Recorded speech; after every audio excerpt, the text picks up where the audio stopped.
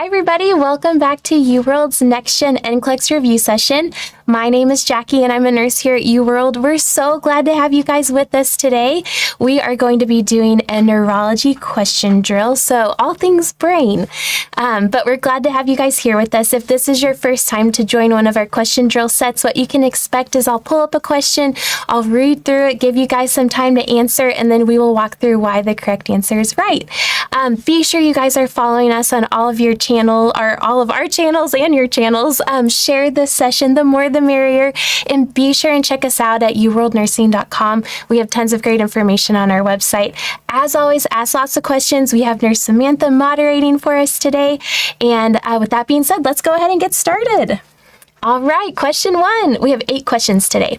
The nurse is observing a staff member caring for a client who sustained a traumatic brain injury without cervical spinal injury. The nurse should intervene if the staff member is observed. Option 1, turning the client using the log roll technique to remove soiled linen. Option 2, checking the client's pupils for size and reaction to light. Option 3, monitoring the client's gag and cough reflexes. Option 4, placing the client in the Trendelenburg position. All right, I'll put 30 seconds on the clock. Drop those answers in the chat. Let us know what you guys think.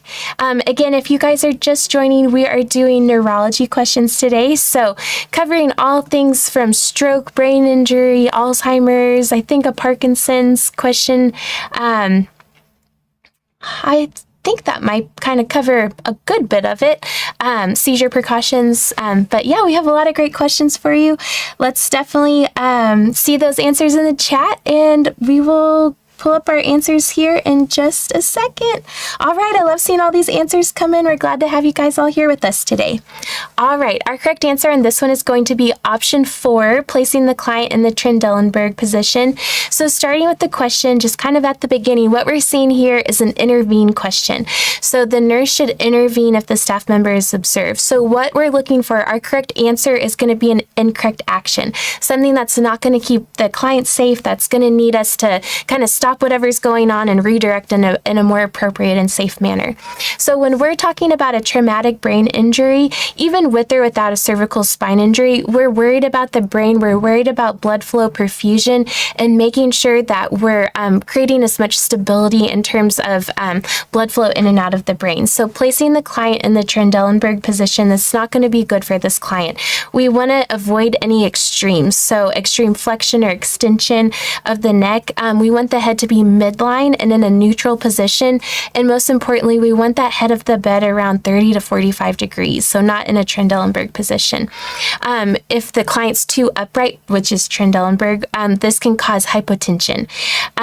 We also want to adjust the bed slowly. So if we see this client in an inappropriate position, we want to adjust them slowly so that we're not, causing any worsening injury to the brain. But what we see in options 1, 2, and 3, these are all appropriate. Using the log roll technique, again, that's going to keep the head and the neck in a stable midline position. That's good. We want to do that. Checking the pupils. This is part of like how we would use the Glasgow Coma scale. That's going to indicate our brain function. And then monitoring the client's gag and cough reflexes. We want to prevent any aspiration. So good job, you guys. I saw a ton of right answers. So good work, you guys. All right, question 2. The nurse is preparing to administer alteplase to a client who is experiencing an ischemic stroke. Which of the following findings would require follow-up prior to administering the medication? Option 1, symptoms started 2 hours ago. Option 2, left total hip replacement 1 year ago. Option 3, blood pressure of 190 over 110. Option 4, right-sided muscle weakness. All right, go ahead and drop those answers in the chat. 30 seconds on the clock. Let's see what you guys think. And as always, we love to know if anybody is getting ready to take... Oh, we do have some passers in here. Okay, let us know if you pass. Let us know when you're testing so we can wish you guys good luck. We have... Ahmad, Passed your NCLEX, congratulations on YouTube. That's amazing. That is so good, you guys. Let's see. Let us know again when you guys are testing. We want to shout you out. And if you guys pass, make sure you visit uworldnursing.com. We have a link on there where you can share some of your study tips or just share your success story. We'd love to share your story with all of our UWorld Nursing community. So check that out. We also have our events calendar up on there as well. All right, so I'm seeing a lot of answer 3. So good work, you guys. I'll give you guys about 5 more seconds. And again, it's not too late to share this video. This live, the more the merrier. Again, we're covering neurology questions today. All right, so our correct answer on this one is going to be option 3, blood pressure of 190/110. So again, would require follow-up, kind of the same principle as intervene. So we're going to be looking for an incorrect action. So with this, we're talking about alteplase. We're looking for those contraindications, why we shouldn't give it to a client. And an elevated blood pressure, that is definitely one we can cause, instead of, let me back up. Let's talk about alteplase. So alteplase is like TPA. It's a clot buster. So if we have a client that is experiencing an ischemic stroke is going to mean we have an obstruction in our brain, like a thrombus in our brain. So that alteplase is going to go in, it's going to kind of bust that clot, allow blood to continue to perfuse, and hopefully we can save as much brain tissue as possible. But it's such a high-risk medication that there are some absolute contraindications to it that we would, explore other avenues for treatment. So some of those contraindications are going to be obviously hemorrhagic stroke. So if the client's bleeding, we don't want to make them have a bleed any worse than they already are. Active bleeding, coagulation disorders, recent head trauma, previous intracranial hemorrhage, recent surgery within the last 14 days, and uncontrolled hypertension, which is what we're seeing in option 3. This can cause intracerebral hemorrhage, so again, a brain bleed. So if we have that as a finding, we need to notify the healthcare provider. We need to kind of stop the chain right there and make sure that that's brought to the attention and that maybe blood pressure is managed before alteplase can be given. But what we see in options 1, 2, and 4, symptoms that started 2 hours ago, this is within that safe window to give alteplase. So as long as we're within 4.5 hours, typically that's what we're looking for. Total hip replacement 1 year ago. 1 year ago is good. Again, if it was 14 days ago for a major surgery, that would be more alarming.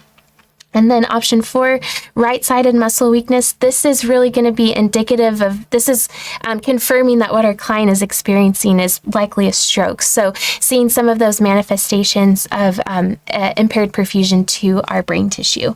So this is a reason why we want to give alteplase. So good job, you guys. You did awesome on that one. All right, question 3. The nurse is caring for a client who had a right-sided stroke. Which of the following complications is the client at risk for developing? Select all that apply. Option 1, aspiration. Option 2, joint contractures. Option 3, impulsive behavior. Option 4, numbness of the feet. Option 5, impaired concept of time. All right, I'll give you guys a little bit longer on this one, maybe 40 seconds. It's a select all that apply, so you're going to have more than one right answer. We've done a few different kind of practice question drill sets around select all that apply questions, just giving you as much practice on those as possible. I know those are kind of like a dreaded thing when you see those bold words at the end of your question, select all that apply. But again, just take it one answer at a time, try and answer them true, false to what the question is asking. And it's just like one extra option compared to a regular question. But you guys have got this. You can do it. All right, let's see. And again, be sure you guys check us out at uworldnursing.com. We have our event calendar up there, study tips, a place where you can tell us your study tips so you can kind of pass the baton to other student nurses and help more people pass their NCLEX. So very good, you guys. And one other thing to note too, we are really proud to offer you guys Affirm, so you can study now, pay later. So check us out at our website. You can see all of our different subscription programs and offers and lengths, and find the subscription that's right for you guys. All right, let's go. Our correct answer on this one is options 1, 2, 3, and 5. So again, we're talking about a right-sided stroke. We're thinking about complications of a stroke. Again, when we see a select all that apply question, we're just going to take a true-false approach to each of these. So the right hemisphere of our brain, so if we're saying we have a right-sided stroke, that right hemisphere is associated with spatial processing. It tends to be activated more for tasks involving emotion, art, music. So clients experiencing that right-sided stroke are more likely to have difficulty with spatial perception, impaired concept of time, impulsivity, and left-sided hemiplegia. So right-sided stroke is going to affect the muscle movements of the left side. And this can lead to joint contractures. So that's kind of what's covering our options 2, 3, and 5. And then option 1, swallow evaluations have to be performed after stroke to make sure that our oral intake isn't going to cause any aspiration. We want to make sure and assess our client for dysphagia or difficulty swallowing. Numbness of the feet, this can be something maybe more so related to peripheral neuropathy, not something we typically would see with a stroke. So good work, you guys. All right, question 4. The nurse has attended a staff education program about implementing seizure precautions. Which of the following statements by the nurse would require follow-up? Option 1, I should ensure the client has a peripheral venous access device in place. Option 2, I should remove any restrictive clothing or jewelry the client is wearing. Option 3, I will place oxygen and suction equipment in the client's room. Option 4, I will keep tongue blades at the client's bedside. All right, 30 seconds. Let's see those answers. Again, these are seizure precautions. Really important to know for nursing school, the NCLEX, and especially when you get into practice. There's always a bunch of precautions you have to keep straight in your head for depending on what your client might be experiencing. And again, thank you to everybody who is sharing this video.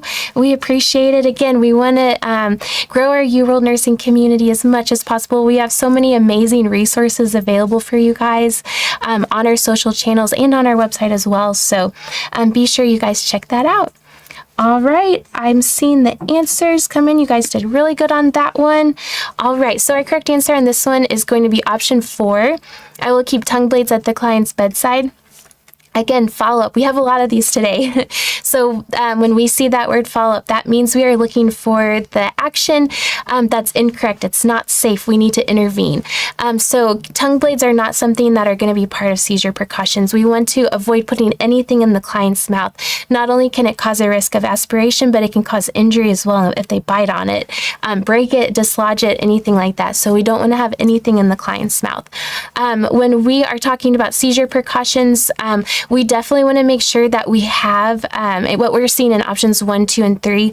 We want to make sure we have peripheral access so we can push medications to help slow seizures down, stop seizures, keep the client safe. So, a lot of times the client's not going to be able to take any type of medication. We need quick acting medication, which is where IVs come in. Option 2, I should remove any restrictive clothing or jewelry. This is true. Again, we don't want anything to cause harm or injury to the client in the case they have a seizure. And then option 3, definitely we need oxygen and suction equipment at the client's bedside. We want to make sure that in the event a seizure happens that we can offer at least that blow by oxygen while they're seizing. Obviously nothing on the face, but giving them what they can take in, and then providing that high flow oxygen when the seizure is over. And then also suction. We want to make sure that we're keeping our airways. Just think ABCs always. And that's kind of where that falls. So good job, you guys. Again, no tongue blades. We don't want to put anything in the client's mouth. All right, question 5. The nurse in the emergency department is caring for a client who has slurred speech and left-sided facial droop and weakness. Which of the following actions would be a priority for the nurse to take? Option 1, administer IV dextrose to the client. Option 2, prepare the client for a 12-lead ECG. Option 3, obtain a blood specimen to check the client's serum potassium level. Option 4, transport the client to the radiology department for a CT scan of the head. All right, 30 seconds on the clock. Let's see what you guys think. Good work, you guys. And we are at the halfway mark. We are on our descent into question 8. So good job, you guys. Awesome work, awesome work. All right, and thanks to everybody for following us. We appreciate it. And again, share this live. We'd love to reach some new nursing students out there, some new viewers. All right, good job, you guys. All right. Okay, so our correct answer on this one is going to be option 4, transport the client to the radiology department for a CT scan of the head. So what we're seeing here in this question, just kind of starting with our context clues, we first see the word priority bolded. We need to think ABCs, airway, breathing, circulation. We also are seeing what appears to be some signs or symptoms of a stroke. We don't know yet, but that's what we can infer. So as we're looking through these clients, or as we're looking through these options, option 4 is definitely going to be like kind of following our nursing process. We have our assessment in the question. We need to diagnose. The way we're going to diagnose what we're guessing as a stroke is going to be a CT scan. So that's what's going to be the first thing we do. What we see in option 1, administer IV dextrose to the client. Sometimes hypoglycemia and stroke can kind of present themselves the same way. So this is maybe alluding to if our client's experiencing hypoglycemia. But before we give that, we need to check their blood sugar. So that's definitely not our right answer. Option 2, a 12-lead ECG. This is going to be more so for our cardiac, like our MI situations, but we're a little bit more worried about the brain. Not that we're not going to check the heart, but it's not going to be our priority. And then option 3, serum potassium level. Again, we need to prioritize the brain. We're not as worried about the electrolytes right now. We know they can affect a brain, but we need to see if our brain has been impacted, if we have an ischemic stroke, a hemorrhagic stroke, and that's really going to kind of indicate what our next steps are. So you guys did great on that. Well done, well done.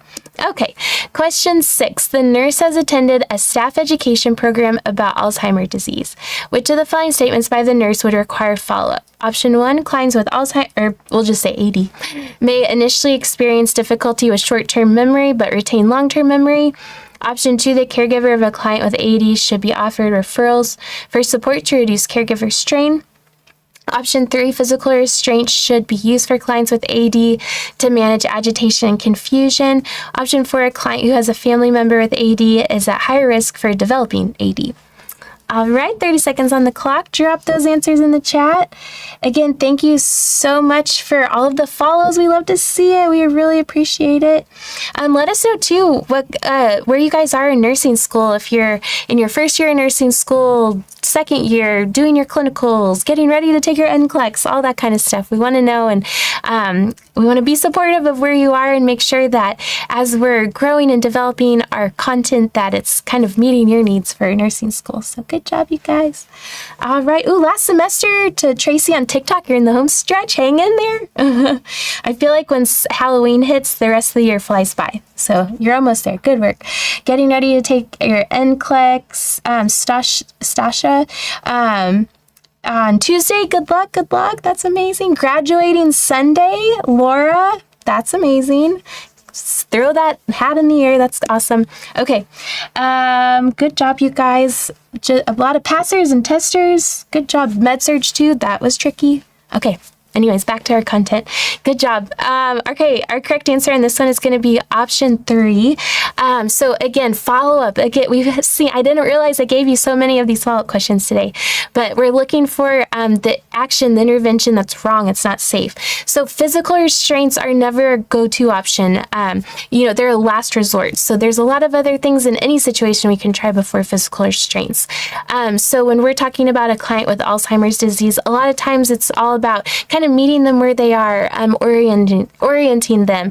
We're not going to jump to physical restraints. We're going to try other things to calm them down if they're agitated or confused. A lot of time that agitation or confusion is exasperated by the situation or scenario they're in. So kind of informing them, orienting them the best we can, talking calmly, bringing anything that can help kind of comfort them or regain their memory is beneficial. But what we see in options 1, 2, and 4, these are all true statements about Alzheimer's disease. Again, we know Alzheimer's is a neurocognitive condition. It's a decline in memory loss leading to personality changes, inability to perform self-care. Some disruptive behaviors come from it, like agitation and aggression. And again, a lot of that kind of generates from the challenges associated with communicating needs like physical discomfort.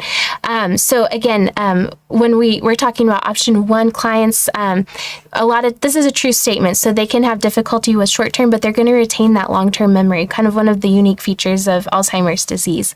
Caregiver strain is a big part and something we definitely want to include in our assessments and our teaching for Alzheimer's, making sure caregivers have an opportunity to have a space where they can communicate and talk about their struggles and get the care they need as well. And then there is a genetic component to Alzheimer's, which is what we see in option 4. All right, good job, you guys. Okay, question 7. The nurse is planning care for a client with Parkinson's disease. Which of the following interventions should the nurse include in the client's plan of care? Select all that apply. Option 1, discourage the client from consuming snacks between meals. Option 2, remind the client to move slowly when transitioning from a sitting to standing position. Option 3, instruct the client's spouse to remove throw rugs from the home. Option 4, teach the client to use visualization techniques when experiencing freezing episodes. Option 5, encourage the client to take carbidopa, levodopa with high protein meals. All right, 30 seconds on the clock. Drop those answers in the chat. Good job, everybody. I love seeing the chat so busy today. Good job, good job. All right, and thanks again for all of the follows. Make sure you guys come back again tomorrow at 3 p.m. Central Time on your favorite social media channel. We'll be doing another question drill. This one is the fundamentals. So if you guys are new in your nursing school journey, hopefully this one can be helpful for you guys. And again, be sure and follow us. We have our website, uworldnursing.com, and the link in our bio. And again, you can check out from there our event schedule, study tips, where you can share your success story. Everything you need to know to kind of get you started with UWorld is right there. So, and of course, also our free trial. All right. Someone asked what time the review is tomorrow, 3 p.m. Central Time. So come back to your favorite channel.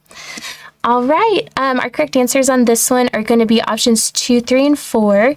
So this type of question is like a plan of care question. So when we're thinking of a plan of care and we're thinking of those activity statements, those appropriate interventions, that's what we're looking for here, things that we would include in that client's plan of care. So when we're talking about Parkinson's disease, it's a progressive neurodegenerative disorder.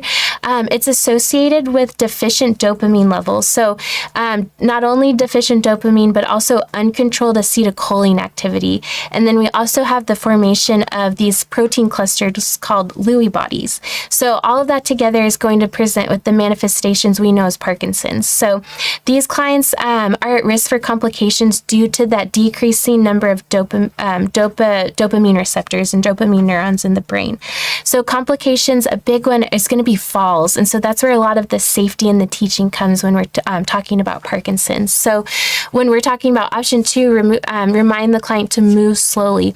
We're also worried about orthostatic hypotension in these clients as well. So, encouraging them to go from laying to sitting, sitting to standing, taking their time, letting their body adjust to that change. Everything's a little bit slowed down. Responses are slowed, not only, from our brain to our muscles, but think about, all the other muscles that are organs in our body, like our heart. So we want to allow our heart time to adjust and perfuse everywhere it needs to not cause any type of fall. Option 3, instruct the client's spouse to remove throw rugs. Clients with Parkinson's are going to have that shuffling gait. Throw rugs can be a fall risk. We want to make sure that there's no obstacles for these clients. And then freezing episodes is another thing that happens with these clients. So we can teach them visualization to help kind of reconnect some of those pathways from brain to muscles. So visualization techniques like visualizing stepping over a box can help with those freezing episodes. Again, it's all about creating those, new pathways, new communication channels from brain to muscle. So good job, you guys. All right, home stretch, last question. The nurse is preparing to administer phenytoin to a client with a seizure disorder. The nurse should recognize that adverse effects of phenytoin include option 1, hypertension, option 2, acute kidney injury, option 3, DVT, deep venous thrombosis, option 4, central nervous system depression. All right, 30 seconds on the clock. Drop those answers in the chat. Let's see what you guys think. Awesome work, you guys. Awesome work. And be sure you guys check out our free trial. We have a 7-day free trial available for you guys. Go to uworldnursing.com. You can get everything you need to know there, but you can get a great sample of our questions, case studies, NGN items, our explanations, which is really the heart and soul of UWorld. So we have the most amazing, talented team of nurses here that, really want you guys to be successful in your nursing journey. So be sure you guys check it out. All right. And again, before we're done today, drop any other subjects you guys want to know about, you want to learn about in our lectures or do question practice on in the comments. We're always we're tracking those down and incorporating them into our content calendar. All right, so our correct answer on this one is going to be option 4, central nervous system depression. So when we are looking at this medication, the pharmacology is definitely maybe kind of a daunting topic to kind of take on for your studies, either nursing school or NCLEX, because there's so many medications out there. But we have a ton of lecture videos on a lot of different med classes in our product at UWorld. So be sure you guys check them out. But when we're talking about phenytoin, this medication acts on our central nervous system in a relatively selective fashion. It's going to suppress seizures, but it can still cause those generalized CNS side effects, especially when the dosage is too high or excessive. So there's a therapeutic index for this medication. So at therapeutic levels, sedation and other CNS effects are mild. But if the medication's not therapeutic in our blood, we can have toxicity. So we can see things like nystagmus, which is like the back and forth kind of tick-tock of our eyes. This is relatively common. Other things can be sedation, ataxia, which is like a staggering gait, diplopia, which is double vision, and cognitive impairment. So that's that would be an adverse effect of this medication when that therapeutic index is no longer therapeutic in our blood and we're experiencing toxicity. But what we see in options 1, hypertension, we would expect an adverse effect would be hypotension with this medication. Acute kidney injury, not so much associated.